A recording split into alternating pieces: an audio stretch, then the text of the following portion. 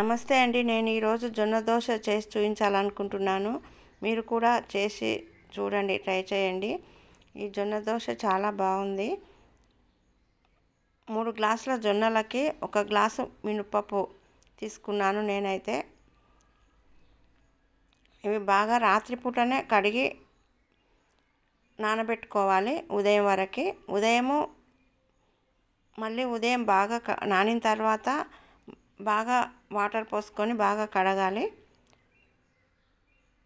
మనం కావాల్సినంత దోశలు ఎన్ని వేసుకుంటామో అన్నీ మిక్సీకి వేసుకోవాలి. మిగతాది ఫ్రిడ్జ్లో పెట్టుకోవాలి. జొన్నలే ఫ్రిడ్జ్లో పెట్టుకోవాలి వాటర్ తీసేసి. ఆ పిండి పెట్టుకోకుండా జొన్నలు పెట్టుకుని మళ్ళీ కావాల్సినప్పుడు మనం దోశలు వేసుకోవచ్చు. అలా అయితే పిండి బాగుంటుంది. ఈ మిక్సీ జార్లో పచ్చిమిరపకాయలు, కొత్తిమీర వేసి మెత్తగా మిక్సీ చేసుకొని కావాల్సినన్ని నీళ్లు పోసుకొని ఇలా మరీ పలసగా కాకుండా మరి దోశలు వేసుకునేటట్లు వేసుకొని దాంట్లో అల్లం వెల్లిపాయ పేస్టు, తురిమి పెట్టుకున్న క్యారెట్, ఉల్లిపాయ ముక్కలు, తగినంత సాల్ట్ వేసుకొని బాగా కలుపుకోవాలి. కొంచెం కరివేపాకు పొడి వేసినట్లయితే టేస్ట్ బాగుంటుంది. కరివేపాకు పొడి జుట్టు బాగా పెరుగుతుంది కాబట్టి కరివేపాకు పొడి కళ్ళకు మంచిది, అది కూడా వేసుకోవాలి.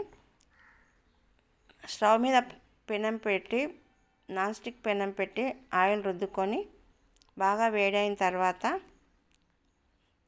దోశ వేసుకోవాలి. షుగర్ ఉన్న వాళ్ళు ఎక్కువగా జొన్న రొట్టెలు తింటుంటారు. ఈ జొన్నలు ఫైబర్ ఉంటుంది కాబట్టి ఆరోగ్యానికి చాలా మంచిది. ఈ జొన్న రొట్టెలకు బదులుగా ఇలా దోశలు చేసుకున్నట్లయితే షుగర్ కంట్రోల్లో ఉంటుంది. ఈ దోశ పైన తరిగిన ఉల్లిపాయ ముక్కలు, కొత్తిమీర, క్యారెట్ తురుము వేసుకొని బాగా కాల్చుకోవాలి. కొంచెం ఆయిల్ వేసుకోవాలి. పక్కలకి కొంచెం ఆయిల్ వేసుకొని బాగా కాలనివ్వాలి. బాగా కాలితేనే జొన్న రొట్టెలు బాగుంటాయి. ఇంకో పక్క కూడా బాగా కాల్చుకోవాలి. ఒక ప్లేట్లోకి తీసుకోవాలి. ఇంకొక దోశ కూడా ఇలానే చేసుకోవాలి. పిల్లలైనా చాలా ఇష్టంగా తింటారు. పిల్లలకు మనం చిన్నప్పటి నుంచే ఇలా బియ్యం కాకుండా ఇలా జొన్నలు అట్లా అలవాటు చేయాలి.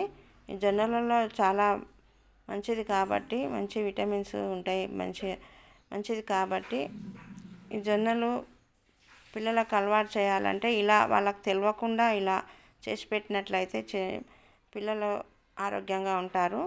ఈ దోశ పైన మళ్ళీ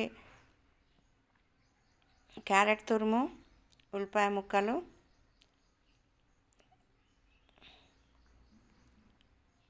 వేసుకొని కొంచెం ఆయిల్ వేసుకొని కొన్ని కరివేపాకు రెబ్బలు కూడా వేసుకోవాలి. మిక్సీ జార్లో వేసుకోవచ్చు, నేను మర్చిపోయా.